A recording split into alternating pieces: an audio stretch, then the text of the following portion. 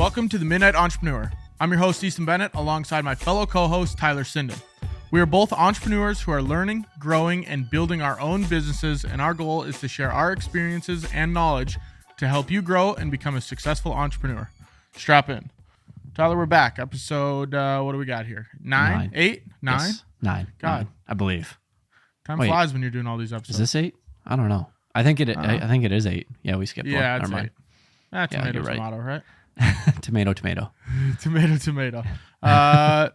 What have you been up to, my man?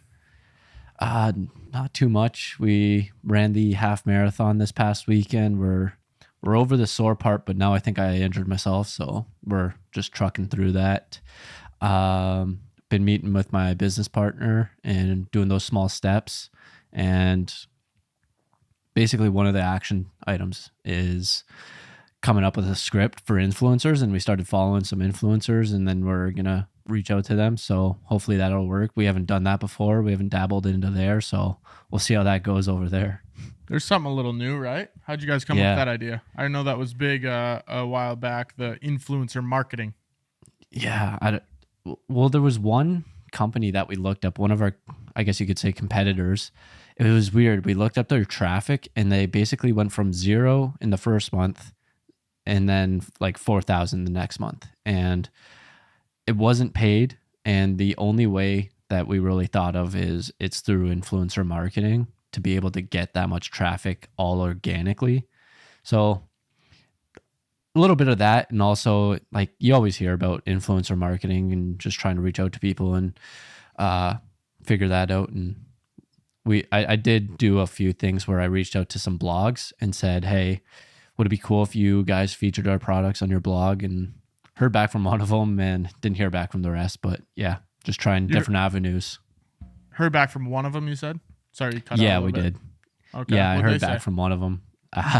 We're not basically I said that we have what's it called? A referral? No, it's not referral. It's like an ambassador type thing? Yeah. Affiliate? Yeah. So yeah, an affiliate. They said they didn't want any more affiliate programs. They probably had so many affiliate programs, and they also were a really big website, and they see us and they're like, this guy's a little baby. We don't want him, linking to him. So it was probably a mix of both. So probably more so that they don't want to associate them with us. So yeah. It's better to just reach out though. I remember when I was starting the first company I had, the clothing company, I reached out to a bunch of micro influencers, I guess you could call them. And they had anywhere from 5,000 to 10,000, 15,000 followers. And I would send them free product. Now, looking back on that, it wasn't my demographic at all. Like, it was a hockey clothing company, and I was just sending it to hot chicks saying, hey. Like, just trying to get in their DMs. Yeah, like, hey, wear this, take a picture. So then it didn't really fit the brand. So that's something I learned when I was working with influencers. But I think that's a really viable option for getting your brand out there. People love free products. So just sending it to them and saying, hey, do you want to talk about this? You can have the product. If you like it, awesome, say something about it. But just siphoning those people's audiences. Yeah, and just giving them free products. And we also have the affiliate program. So, you get a free product, and you can potentially make some decent money if you have a loyal following and the product fits your, following as well. Yeah. What about you? What have you been up to? Hit a deer on Friday. Hit a deer. Yep. Fucked up my truck. $8,600 in damages. Good thing we have insurance. $250 Nice. deductible. But yeah, can't turn right. My truck's kind of like an ambi turner right now. So yeah, I just absolutely pinned a deer, and it was crossing the highway, and I braked, and I was being a good driver. I braked, and I was like, ooh, that could have been bad. And then right when I let off the brake, the deer ran back onto the road, and I just crushed it. So I think it was a suicide bomber. I was just trying to gotta watch out for those. Yeah, so I was pretty upset about that over the weekend, but that's all right. I went to a comedy show on Friday. Pretty funny. One of my favorite comedians, so that was a good time. But other than that, not a whole lot. I'm shooting a short film on Monday. A horror film. I've never shot a short film before, so we'll see how that goes. Entering it into a contest, and I think first place is like the whole thing is like $25,000 worth of product. and cash and stuff. But first place is like $3,000 cash, a brand new red camera, all of these different perks you get, and then second and third place are a little bit less. But yeah, putting that together, and hopefully I can win that contest. That'd be legit. I'm surprised you've never created a short film before. Yeah, I mean, I've wanted to. I don't know why my screen's going off here, but I've wanted to create films, and like I've written a bunch of different scripts for them, but I've just never gotten around to actually filming any. And it's a lot more work than I originally thought, like the logistics of planning the cast and crew and actors and everything, where if you compare that to working with a business, usually you show up and all your actors are the people that work there, or something where, you know, you're just shooting B-roll, that kind of thing. So there are a lot more logistics that go into creating a film, but it's fun. I've been enjoying the process so far. If you Hopefully won, it's would scary. you use the red, or what would you do with the red? Yeah, I mean, I would use it for a little bit and see if I like it. But really, I want a Canon C70. So if I ended up selling the red, I'd probably just get something equivalent. But yeah, I mean, it'd be nice to have, and then that $3,000 extra cash, that would help. For sure. Just, you know, get miscellaneous items. But yeah, I'm not sure what I would do with it. There's a lot of stuff where you get $1,000 to this lens filter company. You get $1,000 in film location rentals. Those are like in California and Arizona though, so I don't know if I'd ever make it out there. But yeah, I mean, even if I don't win the contest, I'm kind of just looking to dip my toes in the short film water. Is this like a national thing? Yeah, it can be. It's Jacob Owens. He's a filmmaker and he runs one every year. So that's about the 5th year. And the previous 2 years I've seen it. I've seen the contest, but I've just never created anything. And this is the year this is the year we get it done. Nice. I have. Well, looking forward to that. Yeah, this year I'm just like, screw it. I'm writing a script and we're going to do it. So Sweet. But that'll be out by Halloween. It's got to be turned in by October 31st. Oh, damn. So yeah, You got quick like 10 turnaround. days. And they announced it October 1st. So November 1st. nope, October 1st they announced it, and they said you got a month. 2023? Nope. 2022. They said October 1st. You have a month to film it. Has to be in by October 31st. Oh, I thought you said they announce it. Like they announced the winner. Oh, the winners. I thought that's what you were meaning. No, they announced the contest on October 31st. Oh, okay. Or on October 1st. That makes more sense. Yeah. But yeah, we'll see how it goes. I'll make sure to send you a copy. I'll put it on a CD or a DVD and send it to you. Give me a VCR. Yes, something like that. But yeah, I mean, that's kind of all that's been going on with me. Sweet. I think we can dive into our topic, yeah? Yeah, I think so. And I think what our business currently is doing with the influencers is a result of us doing what the topic is of our experience running ads, because we did try out that at first because that's what everyone says. Just throw up some ads, run some ads. You'll be good. Drive some traffic to your website. You'll get some sales. It's easy as that, easy as pie. That's what everyone says. And for us, we didn't really turn out that way. So that's kind of how we're at the point where we're currently at with trying to do everything organically. Yeah, so just to give a precursor to everybody, you've obviously seen the title. We're going to be talking about running ads on different social platforms. So, Facebook, Google, Instagram, all these places. And really, this episode is not to teach you how to run ads or explain the best ways to run ads. Really, we're just talking through our experience, things we've tried, things that work, things that didn't work. And just talk about our experience with ads, because you do see a lot of these videos where people say, oh my gosh, it's so easy. All you have to do is set up a Facebook ad and you'll make $1 million. Simple as that. The ad gurus. Yeah. And then buy our course so we can make some more money. Yeah. It's all a big sham. Ads don't work. Yeah. The one book I read, it was interesting because it talked about how everything in the past was so expensive to get in front of eyes, and now everything is so cheap to get in front of eyes. Like you could run Facebook ads and you could put $20 behind it and you could be in front of 20,000 people, and it's just insane the amount of reach and how much it's come down. And I think the reason it's come down so much is because of the ROI that is related with the ads. Yeah, and I think it is kind of crazy. And I was never in business when I had the opportunity to try to get in front of eyeballs through TV or radio or billboards or whatever it might be. But you hear all these stories about, oh, it was really expensive to run a TV ad. And now, even just from promoting, podcasts or promoting simple posts, you can put $30 behind something and get in front of 5,000 people. Yeah, it's pretty insane. It like especially I feel like the prices have gone, I don't know. I was going to say I feel like they've gone down, but I feel like they might have gone up since they first started, because they always say when a new ad platform comes out, you want to go in as early as possible because it's just so easy to get conversions, and that's like the best time to do it because like it's early in the stages and you're able to get a lot more profit from it. So I don't know. Because I would definitely wasn't there early, but I feel like you might have been quite a bit earlier than me doing Facebook ads. It seems like because you were with the clothing company. Yeah, I dabbled in it a little bit, and I have a funny story about this actually. When I started my clothing company, everyone was talking about how cheap the ads were and how effective they were, and the close rate was like remarkable. Well, I was a 17-year-old idiot high school kid, and I didn't really know anything about Facebook ads, but you thought you knew everything. Yeah, exactly. Like most 17-year-olds, right?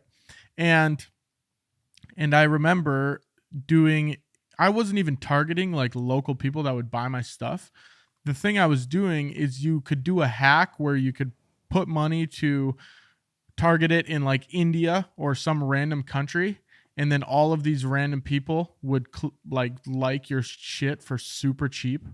So then when you eventually did show the content to, someone in your local area, it's like, oh, this has 32,000 likes. So essentially I was buying likes.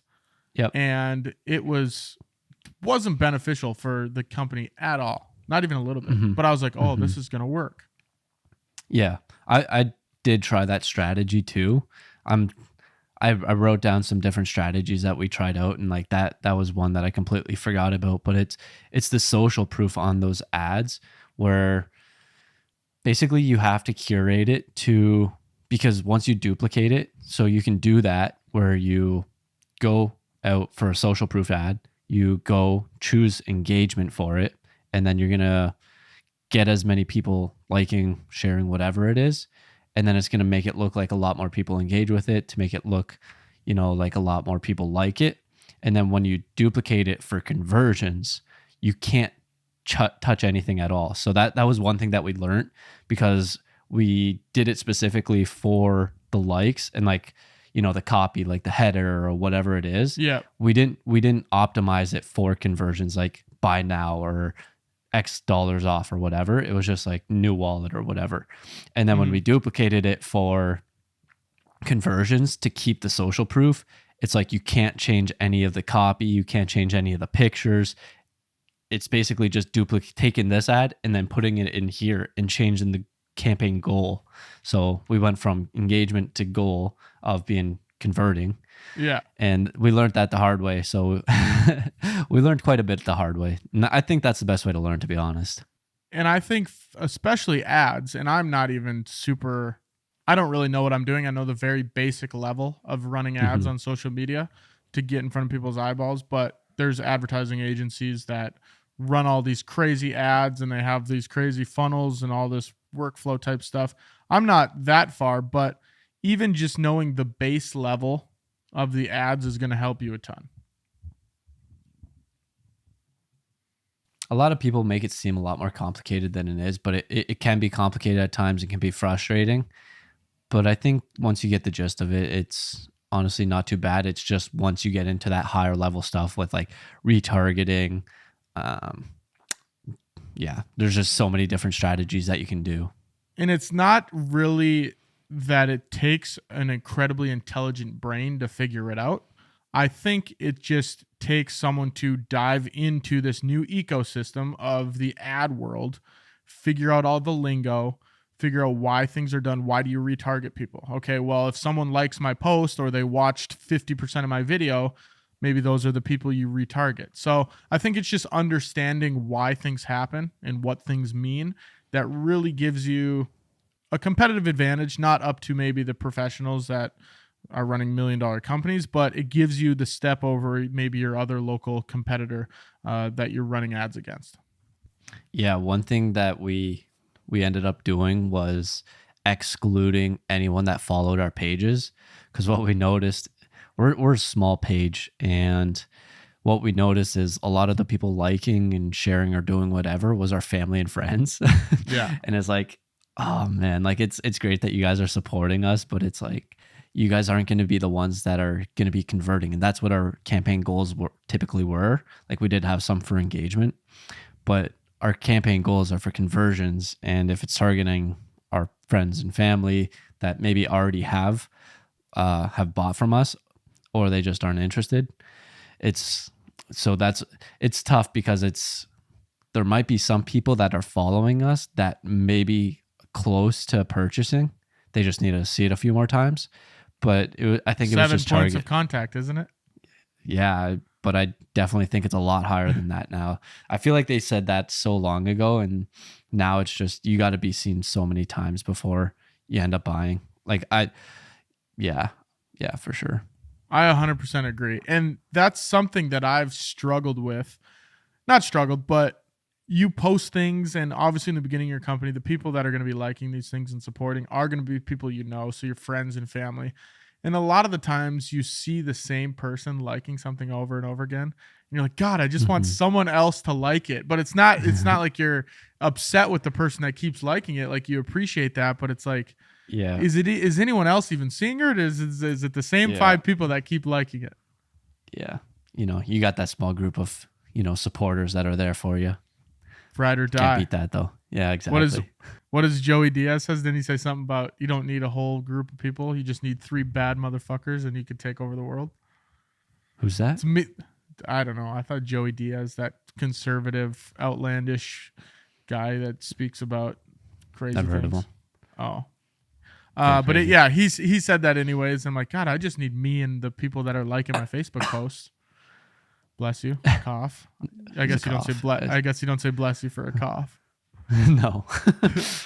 But yeah, I just need me and my Facebook people that like all my posts, and we'll take over the world. Yeah. So I don't know. I think for Facebook and Instagram ads, they can be good, especially for service-based businesses, because depending on what you're running it for, like for us, it's such a small margin to be able to be profitable. And our return on ad spend was it was negative. Way too low. So straight up, it was negative. So yeah. Like you can't run a business when you're losing money. So I think it depends on what you're running the ads for, because service-based businesses, when say one person buys from you and say it's a $10,000 product, it's a lot easier to be profitable for that when you're selling a product, say that's $50, $100, because then you only get like, $10 to $15, $20 to be able to be profitable. And for us, that was really hard to remain under that. It was like, okay, we have to sell at least, one product every other day or something like that to be profitable. And, it was tough for us. And I think it depends on what you're doing. Say if you're a service-based business and our clients at work, it's a little bit easier for them to be able to be profitable with, say, Facebook ads or Google ads, because if they get one project, that'll probably pay for, a whole year's worth of Facebook or Google ads, whatever they're running. Yeah, that's one thing I realized when I made the transition from my first business, which was retail, selling clothing, to a service-based business in creating videos. You might spend $100 on an ad to sell t-shirts. Well, you got to sell 30 t-shirts to make any money. Whereas if I run $100 to promote a video service and I land one $3,000 client, you make your money tenfold. So I really agree with you on that, is that the service-based business, it's a lot easier to not be worried about the advertising dollars. Whereas the retail, I was like, God, if I lose this $15, I got to sell a shirt, Yeah. I think it depends on your product too, because if you do have a high profit margin, it can make it easier, especially if like you're selling a product, say for $1,000 and it costs maybe $50 to make. You got a Yeah. whole lot of money to play with there. So it just depends on the product as well. So if you're selling like a higher end product, for us, we weren't there, and it was really tough for us to, be positive with our profitable with our ads. So that's where we struggled quite a bit with. And we did a lot of different strategies too with it. Like one of the things that we tried, we met with this guy that started his own agency, and he went through like his workflow of what they typically do, and it was fairly interesting. So we decided to try it out, and it's basically running a campaign for add to cart. So if someone adds your product to their cart, Google or Facebook says, okay, that's a good lead. Let's try and target more of those people. So we did that. We got good add to carts, and then we created a retargeting campaign to retarget those people that added to cart. And yeah, so we tried that out, and then we're running 2 different ads, and then we're probably also running engagement or just what's the impression one. Yeah. And we're running a lot of different ads, and it was tough for us to get some sales. And I don't know if it's just from the copy, the creatives, our website, what it was, but maybe there was like a disconnect with the ad and our website or the product or whatever it may be. But we did seem to struggle with it, and I don't think we really narrowed it down to exactly what it could be. Like it could have just been the website. It could have been a little bit slow on the checkout because, as I say, when you're like checking out, if it takes like a second to load, someone's probably going to bounce, or like 3 seconds. Yeah. And I think there are a lot of variables that go into running an ad. Some people might think, okay, if I have a good copy, it'll sell. No, you have to pair the copy with the photo or video, whatever it might be, along with, the back end side when they get to your website. Is that going to match? Along with, okay, now you have to match the prices to what quality you're given there. So everything kind of has to work cohesively, in my experience, to make it seem like, okay, this is a legit company I want to purchase from. Yeah. And there's a lot of times where you're like, okay, I nailed this copy or whatever it might be. And then it might just fail. And then there's going to be another one where it's like, you're like, and then it ends up working. And you just never really know what exactly is going to work. You don't really know the audience, like what's going to click with them. Until you run thousands of ads, and you can start to see patterns on, okay, our audience likes this a little bit more. They prefer videos over photos, or they like longer captions compared to shorter captions. You can start to see those patterns, but you really kind of got to get in deep there, I think. Yeah. Yeah, for sure. Have you run any Google ads? No, I haven't. Have you? Yeah. Yeah, I wouldn't really say we did. It was so basic. So on Shopify, it's just like run Google ads, and you just like click a button and it just does it all for you. Okay. And like when you go on Google, I don't know if you've ever seen it where it's just the shopping ads. Have you ever seen those where it's like the product? The pictures. That's literally all it was. Yeah, that's literally all it was. So it just puts you there in the ad, and all you had to do was click one button. So it Pretty easy. we did. Yeah, exactly. We did run Google ads, so it's just like those shopping ads. So it's just an extremely basic and whatever for that. So we didn't really go into any like display campaigns or search campaigns. It was just like the shopping ad, and it was extremely basic. But for some of the clients at work, we do a lot of Google ads there. Okay. Yeah, and I think I've thought about diving into it a little bit and seeing what I can do, but I don't know. It's just it's not, I don't want to say it's a time thing, but it's like there's so many other things that I have to take care of. How much is this really going to bring me? I really got to dive in to learn it, and then I got to implement it.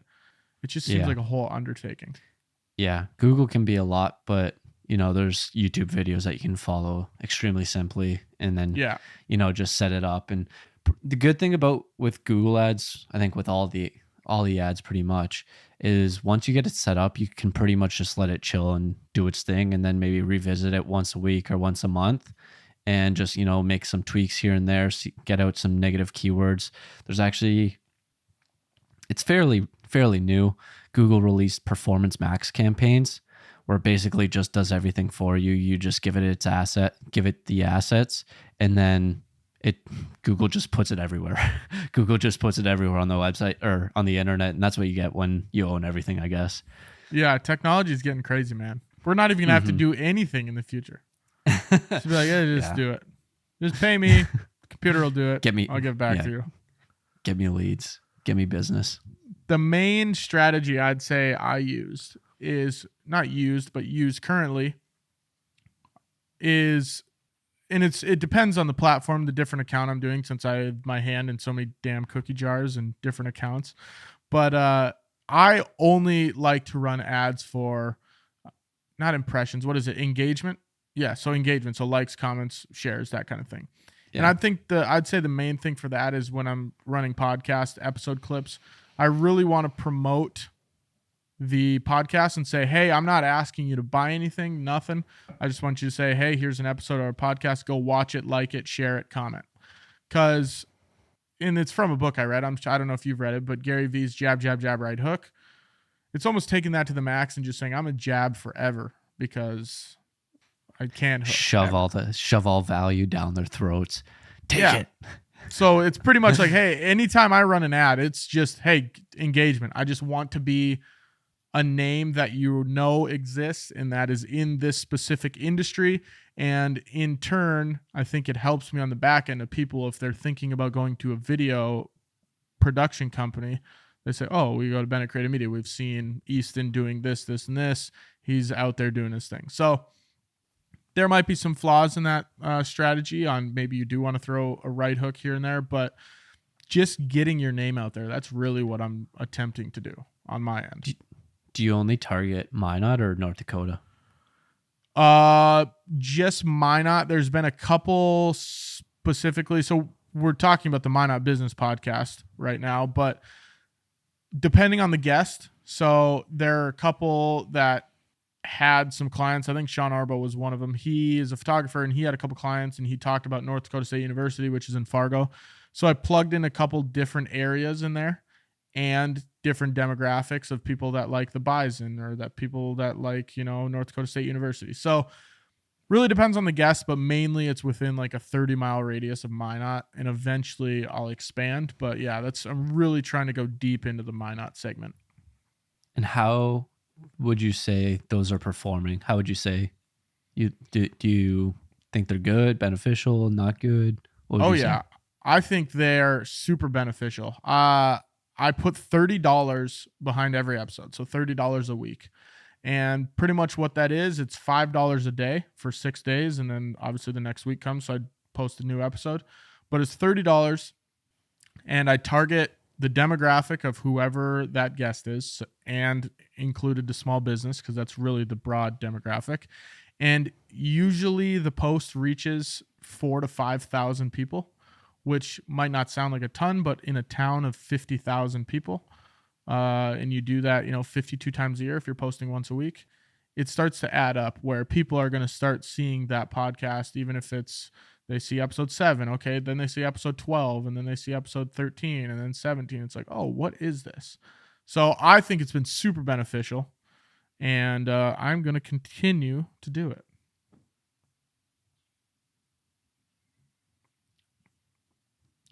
Yeah, I think it's at 400 some, and we've been doing it for 20 weeks. So what's that? 5 months. And it's nice because when I post the episode drop and the guest is on there, a lot of people like that post, and then the people that like that post, I can invite to like the page. So that's really the strategy I've been using is, hey, post an episode, siphon that person's audience, invite them to the page. Hopefully they stick around and listen to more episodes. Yeah. I think at the same time too, if they do end up following, it at least gives you some more social proof where people will be like, oh, this guy's at 1,000 followers. Oh, this guy's at 100,000 followers. Oh, this guy's, whereas it's like, if they're only at like, say 40, for example, I was joking because that's us. People are less inclined to, follow because it's like, oh, these guys are amateurs. These guys are new or whatever. And they might be less inclined to follow. Yeah. And I think specifically for the podcast I'm doing, I think the people that really care about the podcast are business people, and they're the ones that watch the episodes over and over. But a lot of the times I'll post an episode and I'll get that person's audience that isn't related to business at all really engaging with it. So there's a lot of not dead leads, dead engagement, but not a ton of them come back to the page. But the ones that do, I know, are the ones that are going to continue to listen to the following episodes. At the same time, Facebook limits your organic reach very significantly, which is bogus. Yeah, but that's how she I goes. guess, yeah. I think Facebook knows who engages and who watches your videos, and they just keep promoting it to them. And then once they stop, viewing it, they stop promoting it to them. So it's just finding those 3 motherfuckers that like to support you. Yeah, those badass motherfuckers. But yeah, that's kind of like the only strategies, the only engagement. The other things that I've thought about doing is running ads for my actual video production company, which I have a couple scripts written and they've been written forever. And I just need to shoot them and actually start promoting them. But yeah, I've done that. Just haven't got around to it. A couple other things about podcast promo, like creating a highlight reel of a podcast and then promoting that. But those are things down the road a little bit. So we'll see how they go. Yeah.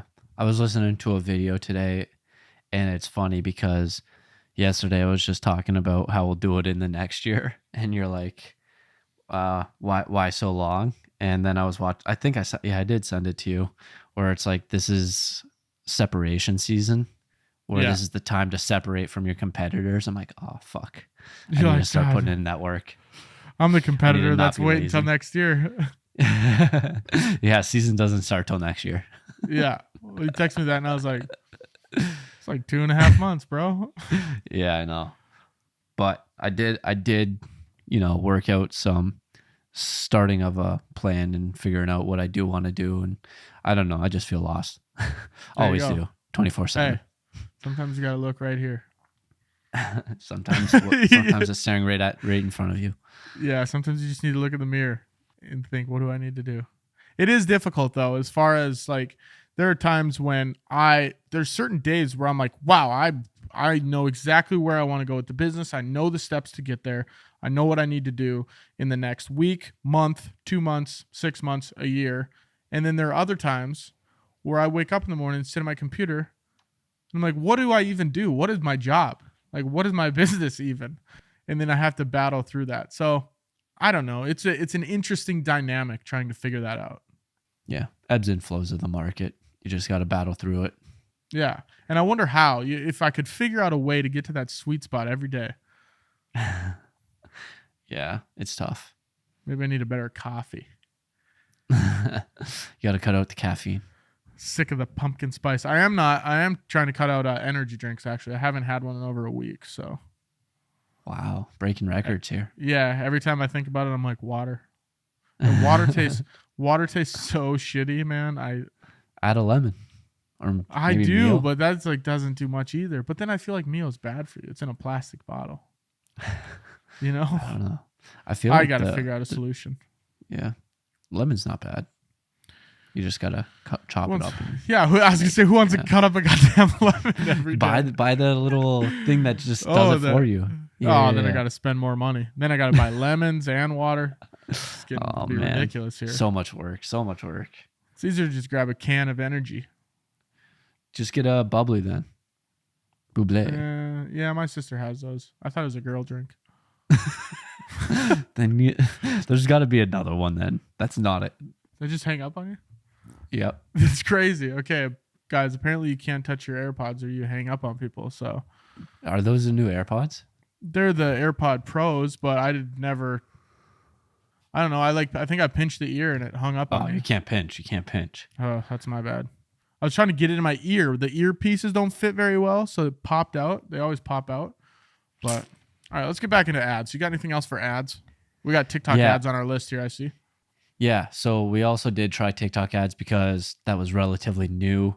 And, as they say with new platforms, you want to get on it early because there's good ROI there and, there's money to be made. So we're like, okay, easy enough. We're going to get on TickTock ads and tried it out. Went the same. It so TikTok ads, they say, is cheap, but you have to spend a minimum of $20 per day. And I don't Ooh, know about you, that it's not doesn't seem very cheap. Like $20 per day at 30 days in a month. That's like, five I hundred don't know what. bucks. Yeah. Yeah, that's a little.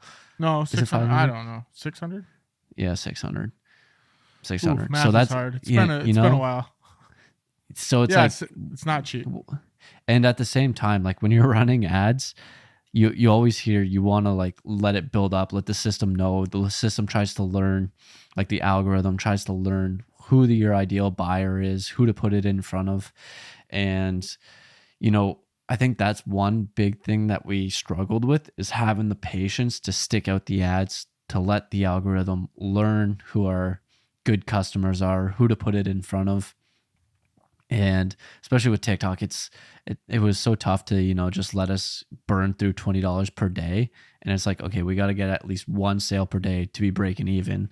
And it was like one sale every 3 days. And it was like, man, this is Yeah. tough to keep going. And then like some days it wouldn't be once every 3 days, it would be like once every 5 days. And it's like, man, we're just, handing TikTok money at this Yeah. point. So it was rough to keep going, but we did try it out to see how it went. And I feel like TikTok's a lot different than Facebook, because Facebook, you can do like the engagement campaigns, page follows, whatever. Whereas TikTok, it's basically just sell. It's just straight conversions. Maybe I'm wrong, but I think that's pretty much all we really went for. It was either like add to cart or purchase. Those were Yeah. pretty much like the main options that I remember. So it was obviously trying to get the conversion there. And I don't I know don't if know. I've seen any TikTok ads, and I'm not super familiar with TikTok ads, actually, like bare minimum, bottom of the barrel. But TikTok ads, I don't know if I've ever actually seen one where it's not trying to sell a product. Like they don't have, it's pretty much like, hey, conversions. It's not like Yep. Facebook where it's like, hey, we just want a like on this TikTok, or we just want this. Yeah. It's pretty much everything's pushing you to buy something. Yeah, because like with Facebook, Facebook's a completely different platform, because it has just, static images. That's completely different than a video, where a video you're typically going to be, showing off the product, showing what it can do, and trying to sell it. And you're with Facebook, you can just post a picture and just be like our product, like our pictures, type of the deal, or like our page. And I don't even think you could try and get people to like your page through Face or TikTok ads, which is interesting. So Yeah. it's I'm pretty sure you can turn off ads on TikTok though. So if you I don't Viewing them, yeah. it's weird when you say that, because I don't get ads on TikTok because I turn it off. Oh, really? Yeah, so See, I don't get ads. I didn't turn mine off for a specific reason, is because I want to see what other people are doing in case one day eventually I have to do it, or I feel like spending impulsive money that day. Have you ever bought off TikTok? Not TikTok specifically. I have Instagram, Instagram. like Instagram Reels. No, maybe not Reels, but I bought off Instagram for sure. TikTok, I've clicked things. I've never went through with it. But I don't think I don't know. Maybe the targeting system isn't as good on TikTok, because there are so many ads I literally don't care about at all. And I don't know if I've actually been targeted where there's something I want. Whereas Instagram, every ad I get, it's like, God, I should buy that. But they're almost too good. Yeah, I think there's so much to do with TikTok. Like you can choose different hashtags that people like. So it might just be the person setting it up, and they just don't set it up very well. And they're just like, target this person that likes, Maybe I'm just motivation. a wild card. They don't know what I like. I got my page is all over the place. But TikTok knows what you like. It's true. TikTok doesn't know what I like. So they keep feeding it to me. So yeah, that was our experience with TikTok. It's a tough platform, and $20 per day was a little much for us, and especially when we're not positive. Seems to be a little bit difficult, but if you can get it to work, it is a viable option to make sales. Definitely. All right, we're wrapping up, or not wrapping up, but we're pushing on 40 minutes here. So let's get into our business idea of the week, this new segment that we are adding, which is exciting. Tyler's laughing because I honestly don't even know what it is. I'm reading it in front of my face, but Tyler's gonna present it.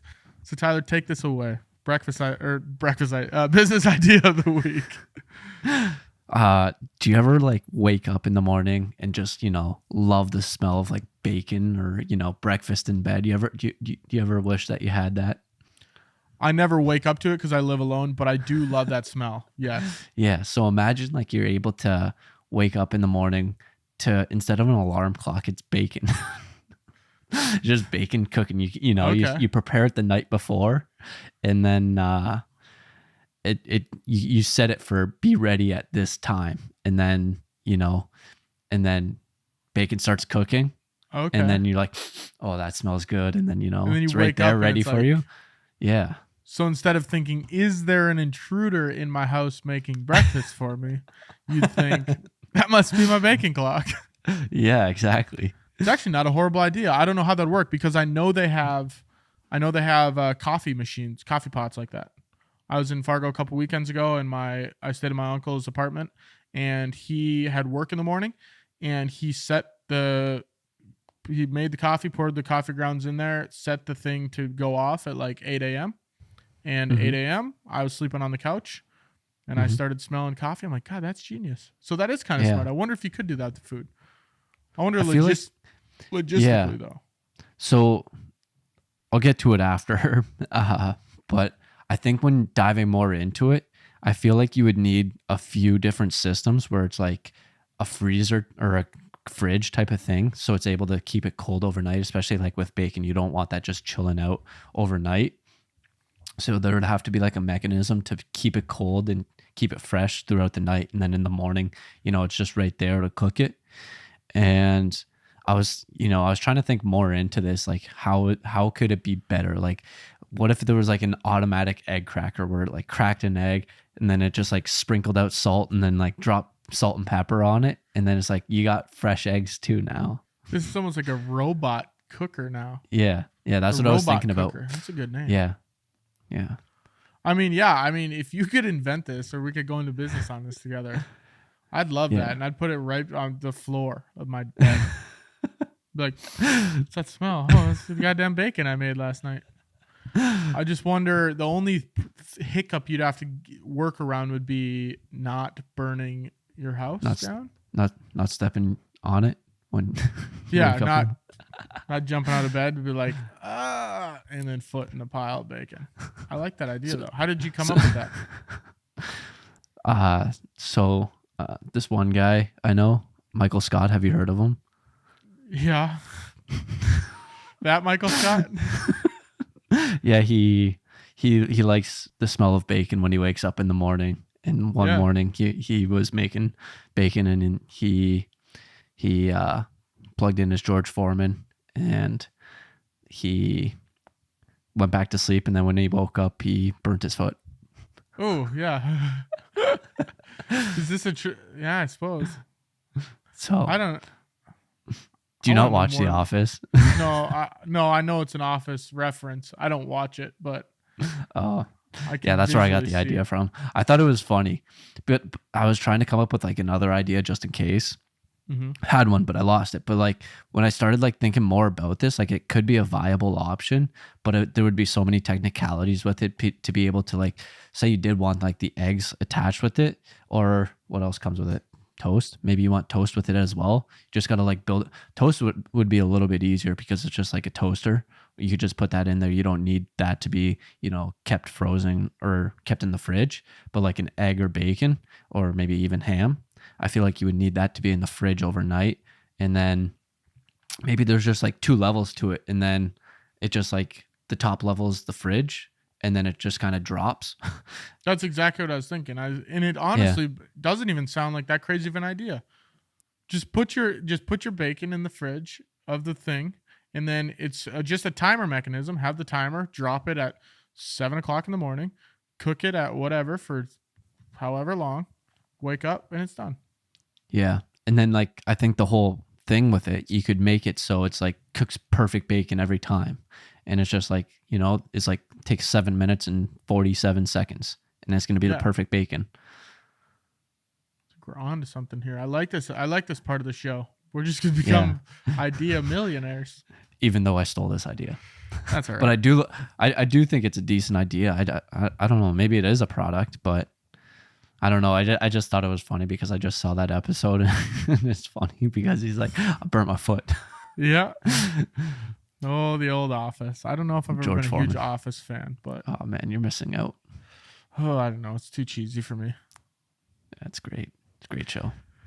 All right. Well, I think that's all we got for ads and episode 8 of the podcast. Tyler, do you got anything else before we wrap this up? I believe that is everything. If you want to start the food clock, I don't know. Yeah, it'll be ready by the next episode. You can set it a week out. Yeah, come reach out to us. Oh, exactly. That's episode 8 of the Midnight Entrepreneur. If you have any questions you'd like us to cover or answer, you can email us at themidnightentrepreneur@gmail.com. If you found value in this content or found this entertaining, share with your friend or post it on your story. And if you really enjoyed the show, we'd love a rating and review on wherever you're listening. Talk to you guys next week for another episode of the Midnight Entrepreneur.